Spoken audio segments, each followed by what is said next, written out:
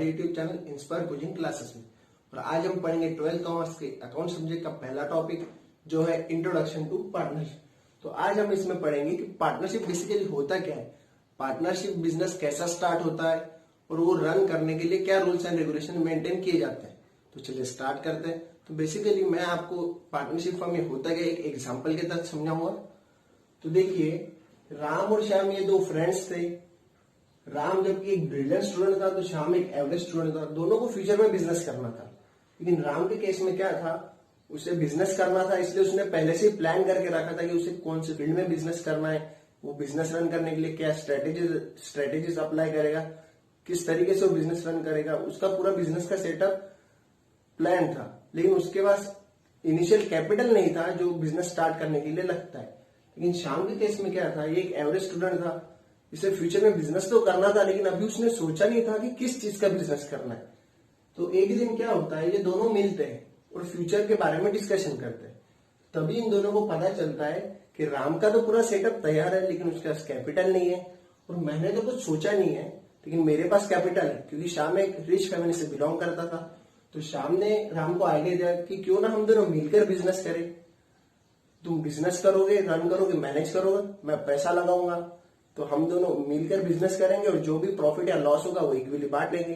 तो राम को ये बात सही लगी और उन दोनों ने मिलकर एक पार्टनरशिप फर्म तैयार की, उसका नाम रखा मेजर्स राम एंड श्याम। तो जब इन्होंने ये पार्टनरशिप फर्म तैयार की तो उस समय इन दोनों में एक एग्रीमेंट बना। क्या बना? एक एग्रीमेंट। तो वो एग्रीमेंट दो फॉर्म में होता है, एक तो रिटन या ओरल, लेकिन बेसिकली फ्यूचर में कोई डिस्प्यूट्स ना हो इसलिए वो एग्रीमेंट रिटन फॉर्म में बनाया जाता है। तो इन दोनों ने एक रिटन एग्रीमेंट तैयार किया और उस रिटन एग्रीमेंट में इन दोनों की साइन, बिजनेस किस तरीके से रन करेंगे, उसके टर्म्स एंड कंडीशंस और रूल्स रिलेटिंग इंटरनल मैनेजमेंट, ये सभी दिए होंगे। तो जब इन्होंने बिजनेस स्टार्ट किया, उस रिटन एग्रीमेंट बनाया, तो उस रिटन एग्रीमेंट को पार्टनरशिप डीड कहा जाता है, जैसे कि आप यहाँ देख रहे होंगे। तो पार्टनरशिप डीड में क्या होता है, तो देख लीजिए, ये रिटन एग्रीमेंट होता है जिसमें साइन होती है सभी पार्टनर्स की, condition, terms and relations of partnership और rules relating to internal management of the firm. तो ये सब मैंने आपको पहले ही बता दिया। तो चलिए पार्टनरशिप को और डीप में जानने के लिए हम इसकी डेफिनेशन देखते हैं। तो देख लीजिए, यहाँ है पार्टनरशिप की डेफिनेशन। तो इसकी डेफिनेशन देखने के पहले मैं आपको क्लियर कर दूं कि पार्टनरशिप फर्म ये इंडियन पार्टनरशिप एक्ट 1932 के अंदर काम करती है। जो भी पार्टनरशिप फर्म चलाने के लिए रूल्स, रेगुलेशंस है, प्रोविजंस है, वो सब इंडियन पार्टनरशिप एक्ट 1932 में दिए गए। तो ये जो डेफिनेशन है ये भी उसी एक्ट में के सेक्शन 4 में से ली गई है। तो देखिए इस डेफिनेशन में दिया क्या है। तो देखिए, the relation between persons who have agreed to share the profits of a business. ये एक इंपॉर्टेंट पॉइंट है। क्या लिखा है? Profits of a business. देखिए पार्टनरशिप के केस में होता क्या है, पार्टनरशिप ये एक ऐसा रिलेशन है बिजनेस का कि जो बिजनेस में प्रॉफिट्स होंगे वो पार्टनर्स एग्री करेंगे आपस में बांटने के लिए। इसका सिंपल मीनिंग देखिए कि पूछने का क्या कहा है कि प्रॉफिट्स ऑफ अ बिजनेस। तो देखिए ये बिजनेस का प्रॉफिट्स है, भले ही उसे शेयर बिजनेसमैन करेंगे, लेकिन ये प्रॉफिट किसका है? बिजनेस का। जैसे कि आपने 11th क्लास में कंसेप्ट पढ़े थे, business entity concept, I hope आपको याद आ रहा होगा। तो उस कंसेप्ट में क्या कहा गया है कि बिजनेस और बिजनेसमैन ये दोनों अलग चीज है। भले ही बिजनेसमैन बिजनेस को रन करना है, लेकिन बिजनेस एक आर्टिफिशियल पर्सन है। ठीक है, तो देखिए आगे क्या है, कैरिड ऑन बाय ऑल और any one of them acting for all. तो बेसिकली इसमें क्या कहा गया है कि पार्टनरशिप एक रिलेशन है जो बिजनेस कैरिड करेंगे, वो भी एग्रीड टर्म्स एंड कंडीशंस के ऊपर। जो भी प्रॉफिट होगा बिजनेस का वो बांट लेंगे, और वो बिजनेस या तो सब मिलकर चलाएंगे या फिर उनमें से कोई एक चलाएगा उन सबके बिहाफ पर। आई होप आप लोग समझ रहे होंगे। तो बेसिकली देखिए बच्चों, पार्टनरशिप बिजनेस होता क्या है कि जहां दो या दो से ज्यादा लोग इकट्ठा अगर बिजनेस करते हैं और उनका एक ही मोटिव होता है प्रॉफिट अर्न करना। तो ठीक है, हम चलते हैं नेक्स्ट पॉइंट पे। तो नेक्स्ट पॉइंट है फीचर्स ऑफ पार्टनरशिप। तो इसमें फर्स्ट पॉइंट है एग्रीमेंट, जो कि हमने इस एग्जांपल में समझ लिया था, लेकिन मैं फिर से आपको रिकॉल करवा देता हूँ। तो एग्रीमेंट का मीनिंग क्या होता है, जैसे कि राम और श्याम दोनों को बिजनेस करना था, तो दोनों ने जब सोचा, तय किया कि हम दोनों मिलकर बिजनेस करेंगे, तो इन्होंने एक एग्रीमेंट बनवाया जिसमें लिखा होगा कि ये दोनों राम और श्याम, ये दोनों पार्टनर से ये बिजनेस स्टार्ट कर रहे हैं और इनका बिजनेस स्टार्ट करने में जो भी रूल्स रेगुलेशन होंगे, कंडीशन, टर्म्स कंडीशन जो भी होगी, ये फॉलो करेंगे, वो सब उसमें लिखी होगी। और एग्रीमेंट ये दो फॉर्म में होता है, रिटर्न या ओरल, लेकिन फ्यूचर में कोई डिस्प्यूट्स ना हो इसलिए वो रिटर्न फॉर्म में बनाया जाता है, उसे ही हम पार्टनरशिप डीड कहते हैं।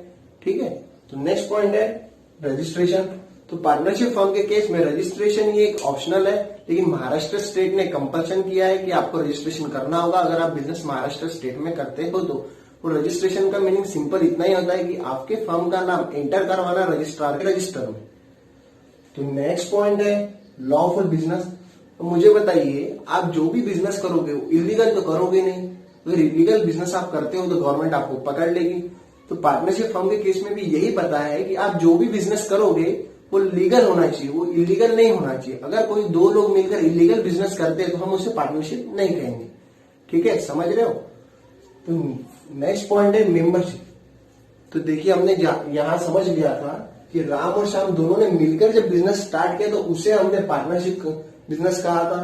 तो देखिए, इससे सीधा समझता है कि पार्टनरशिप बिजनेस फॉर्म करने के लिए मिनिमम 2 लोगों की जरूरत है और मैक्सिमम 50 लोगों की जरूरत है। और ये amendment recently Indian companies act 2013 में आया है, जिस वजह से मिनिमम मेंबरशिप जो है पार्टनरशिप बिजनेस स्टार्ट करने के लिए वो 2 लोग चाहिए, मैक्सिमम 50 लोग ही पार्टनरशिप बिजनेस में बिजनेस कर सकते हैं। ठीक है, तो नेक्स्ट पॉइंट है sharing of profit and loss.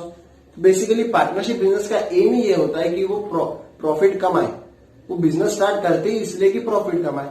आप मुझे बताइए, आप कोई भी बिजनेस स्टार्ट करोगे तो आप लॉस के लिए तो करोगे नहीं, आपका भी एम होगा कि आप प्रॉफिट कमाओ, तो वही है। और पार्टनरशिप बिजनेस के केस में जो भी प्रॉफिट या लॉस होगा, ये जो जितने भी पार्टनर्स है वो बांट लेंगे। अगर वो एग्रीमेंट में दिया है उनका प्रॉफिट शेयरिंग रेशियो, तो उससे अगर नहीं दिया है तो इक्वली बांट लेंगे। तो नेक्स्ट पॉइंट है अनलिमिटेड लायबिलिटी। तो ये पॉइंट समझने के पहले हमें ये समझना जरूरी है कि लायबिलिटी किसे कहते हैं। तो लायबिलिटी का सिंपल मीनिंग है कि ये एक ऑब्लिगेशन है जो कि आपको फ्यूचर डेट में पे करना है। तो अनलिमिटेड लायबिलिटी किसे कहेंगे? तो अनलिमिटेड लायबिलिटी एक ऐसी लायबिलिटी की जो कि पार्टनर्स को पे करना है। अगर जैसे फॉर एग्जांपल, अगर आपको किसी कंडीशन में बिजनेस को डिसॉल्व करना है, बंद करना है, और आप पे लायबिलिटी है कि बिजनेस पे लायबिलिटी की 5 लाख रुपीज आपको पे करना है क्रेडिटर्स को, और बिजनेस में 2 लाख रुपीज दिए, तो जो 3 लाख रुपीज रहेंगे वो पार्टनर अपने प्राइवेट असेट बेचकर देंगे, लेकिन उन्हें वो देना पड़ेगा, वो उन पे ऑब्लिगेशन है। ठीक है, नेक्स्ट पॉइंट है मैनेजमेंट। तो जैसे कि मुझे बताइए कि जब एक से ज्यादा लोग मिलकर बिजनेस करेंगे तो मैनेजमेंट में भी वो सभी लोगों का उतना ही पार्ट रहेगा, उतना ही हाथ रहेगा, उन्हें उतनी ओनरशिप मिलेगी कि वो उसमें उन्हें इतना ही राइट रहेगा, वो पार्टिसिपेट करेंगे मैनेजमेंट में, उन्हें सब राइट रहेंगे जो बाकी पार्टनर्स को है। देखिए, फिर नेक्स्ट पॉइंट है डिसोल्यूशन। तो पार्टनरशिप फर्म के केस में अगर किसी पार्टनर की डेथ हो जाती है, कोई पार्टनर रिटायर्ड होता है या फिर कोई पार्टनर इंसॉल्वेंट हो जाता है, तो इस केस में पार्टनरशिप फर्म ये बंद हो सकती है। अगर पार्टनर चाहे तो उसे बंद कर सकते हैं, लेकिन उसके लिए उन्हें पहले 14 डेज पहले एक नोटिस देना होगा रजिस्ट्रार को, और उसके बाद वो बिजनेस बंद कर सकते हैं। नेक्स्ट पॉइंट है रिलेशन बिटवीन द पार्टनर्स। तो पार्टनरशिप फर्म के केस में जो भी पार्टनर्स है आउटसाइडर के साथ जो भी डील करेंगे, ये उनके साथ वो प्रिंसिपल जो एज ए प्रिंसिपल एक्ट करेंगे, और जब वो ही जो भी डील है आउटसाइडर के साथ की हुई वो अपने पार्टनर्स को बताएंगे तो वो एज एन एजेंट रहेंगे। बस इतना ही सिंपल समझाया गया है। तो आज हमने पार्टनरशिप फर्म के वेरियस फीचर जो इजीली समझ लिए हैं। आई होप कि आप समझे होंगे।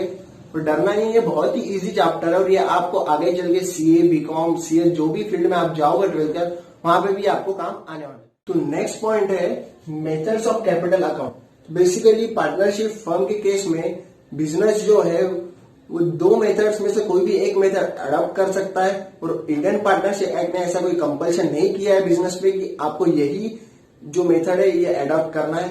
अगर partnership firm fix capital method adopt करते हैं तो उसमें 2 अकाउंट्स बनेंगे, कैपिटल अकाउंट और करंट अकाउंट। तो कैपिटल अकाउंट में हम बेसिकली जो भी ओपनिंग कैपिटल है हम इन्वेस्ट करेंगे स्टार्ट के ओपनिंग में बिजनेस में, वो रिकॉर्ड होगा। और अगर कोई पार्टनर साल के बीच में कोई एडिशनल कैपिटल इंट्रोड्यूस करता है बिजनेस में तो वो रिकॉर्ड करेंगे। और करंट अकाउंट में इसके अलावा जो भी पार्टनर्स और पार्टनरशिप फर्म के बीच में जो भी ट्रांजैक्शन होंगे वो रिकॉर्ड किए जाएंगे।